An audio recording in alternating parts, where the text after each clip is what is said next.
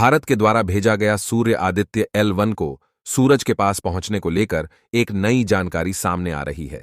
Aditya L1 बिना रुके सामने आई, मुसीबतों को पार करते हुए अपनी मंजिल तक पहुंच रहा है। साथ ही वीडियो और फोटो के साथ इसरो के वैज्ञानिकों तक नई नई जानकारियां भेज रहा है, जिसे देखकर इसरो के वैज्ञानिकों के भी होश उड़ गए हैं। दोस्तों, आज की इस वीडियो में हम आदित्य L1 को लेकर एक नया शॉकिंग अपडेट आपको सुनाने वाले हैं और साथ में यह भी बताने वाले हैं कि आदित्य L1 इसरो के वैज्ञानिकों तक कौन सी जानकारियां भेजना शुरू कर दिया है। इसलिए सही और सटीक जानकारी पाने के लिए वीडियो के अंत तक अवश्य बने रहे। इसरो के वैज्ञानिकों के इस महान कार्य के लिए इस वीडियो को एक लाइक करके कमेंट बॉक्स में उन्हें बधाई जरूर दें। दोस्तों, 2 सितंबर भारत के इतिहास के सबसे ऐतिहासिक दिनों में से एक है, क्योंकि इसी दिन चांद पर प्रज्ञान रोवर 150 मीटर का सफर तय करके इसरो का नाम रोशन किया था। वहीं धरती पर बैठे इसरो के वैज्ञानिकों ने अपने आज तक के सबसे बड़े स्पेस मिशन आदित्य L1 को लॉन्च कर दिया था, जिसे इसरो के बाहुबली रॉकेट PSLV ने अंतरिक्ष में ले जाकर पृथ्वी की 400 किलोमीटर के ऑर्बिट में छोड़ दिया था। और अब आगे का सफर ऑडिट L1 को अपने बलबूते पर करना था। और यह सफर कोई 20-22 दिन का नहीं, बल्कि पूरे 109 दिन और करीब 80 लाख किलोमीटर का था। इसलिए पूरी दुनिया की नजर आदित्य L1 पर टिकी हुई थी, क्योंकि इससे पहले इसरो सिर्फ एक बार मंगलयान मिशन के दौरान ही अपने यान को पृथ्वी से इतना दूर भेज पाया है।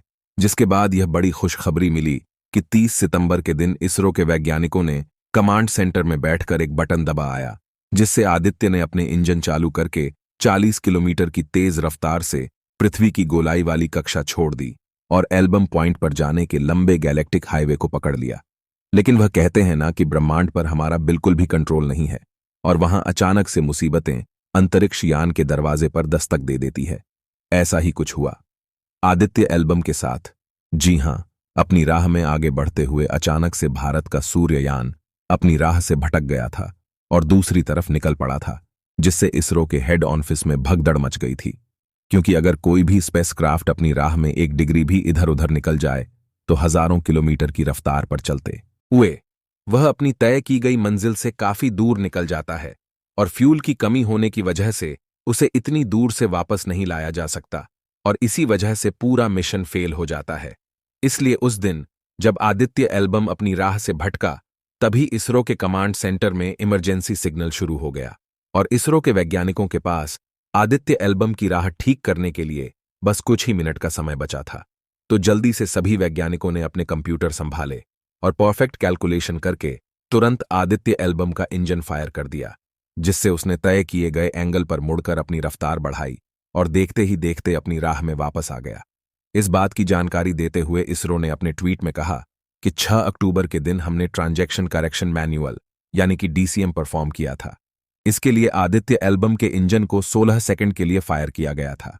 उन्होंने आगे बताया कि ट्रांस लैंग्वेज पॉइंट इन सर्दियों प्रक्रिया के बाद रज्जाक स्त्री को गिनकर उसे कैरेक्टर करना अनिवार्य था, क्योंकि चेंज शैक्षिक एक्शन मैनुअल से यह सुनिश्चित होता है कि स्पेसक्राफ्ट अपने सफर में सही तरह से आगे बढ़ेगा और लैंग्वेज पॉइंट 1 के पास वाली हेलो आबिद में सही एंट्री ले लेगा।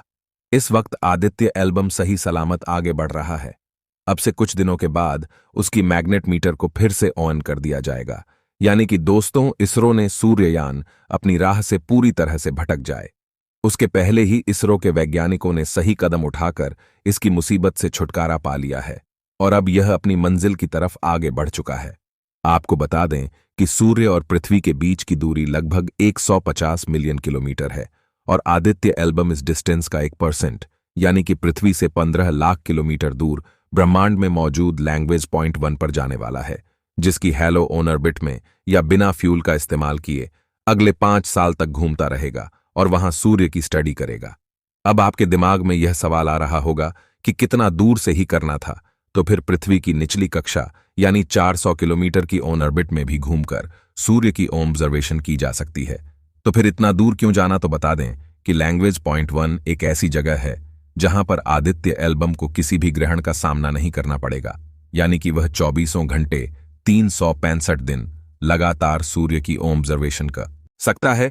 इस पॉइंट पर सूर्य और पृथ्वी दोनों के ग्रेविटी फोर्स एक समान होने की वजह से एक दूसरे को कैंसिल कर देते हैं, यानी इस पॉइंट पर पहुंचने के बाद न सूर्य और पृथ्वी आदित्य एल्बम पर ग्रेविटी यानी खिंचाव पर लगा पाएंगे, जिससे आदित्य एल्बम को ऑर्बिट में रहने में आसानी होती है। अब इस पॉइंट पर पहुंचने से पहले तो आदित्य एल्बम ने पृथ्वी के कई चक्कर लगाते हुए अपनी आदत बड़ी की और अब पृथ्वी के स्पेयर ऑन इन्फ्लुएंस से निकलकर एल पॉइंट की तरफ सीधे हाईवे पर बढ़ चुका है, जिसे इस कहते हैं।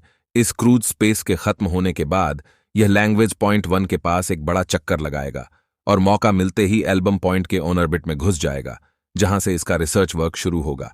अब जो कि इसरो अपने स्पेसक्राफ्ट को डायरेक्ट भेजने की बजाय गोल घूमकर फ्यूल बचाते हुए आगे भेजता है, इसलिए दूसरी स्पेस एजेंसी के मुकाबले हमारा रास्ता थोड़ा बड़ा होता है।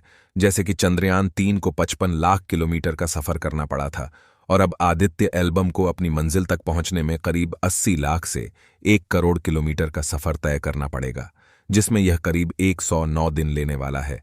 यानी कि नवंबर के आखिरी हफ्ते में या फिर दिसंबर के पहले हफ्ते में यह अपनी मंजिल में पहुंच जाएगा। अब आप कहोगे कि वह सब तो ठीक है, लेकिन एल्बम पॉइंट पर जाकर आदित्य एल्बम करेगा क्या? तो यह सूरज से आने वाले रेडिएशन, सौर तूफान और कॉर्नल मास इंजेक्शन और कोरोना टेम्परेचर वेरिएशन को स्टडी करेगा। इसके लिए इस पर 7 एडवांस पेलोड उपकरण लगाए गए हैं।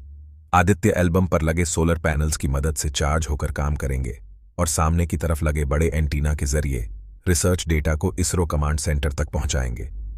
दोस्तों, आपको यह जानकर हैरानी होगी कि सूर्य के केंद्र का तापमान 15 मिलियन डिग्री सेल्सियस है, जबकि किसकी बाहरी सतह का तापमान सिर्फ 6000 डिग्री है।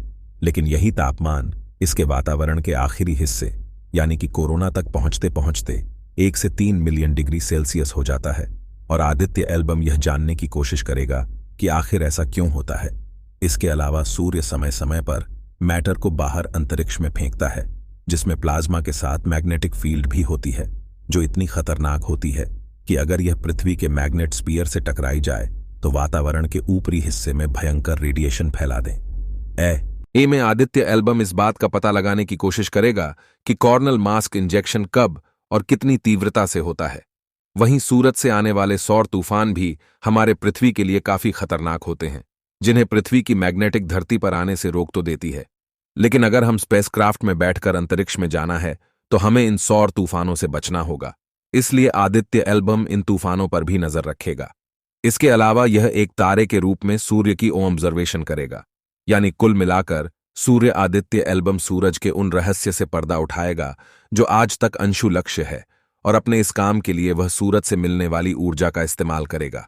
यह मिशन सिर्फ इंडिया के लिए नहीं बल्कि पूरी इंसानी सभ्यता के लिए महत्वपूर्ण है, क्योंकि इस बात में कोई दो राय नहीं है कि आने वाले समय में हमें पृथ्वी के अलावा अंतरिक्ष में भी घर ढूंढना होगा, जिसके लिए सौर के सूर्य के बारे में पूरी जानकारी होना आवश्यक है। तो दोस्तों, अगर आपको back to back top class के मिशन करने वाली भारतीय स्पेस एजेंसी इसरो पर गर्व है तो कमेंट में जय इसरो अवश्य लिखें। धन्यवाद।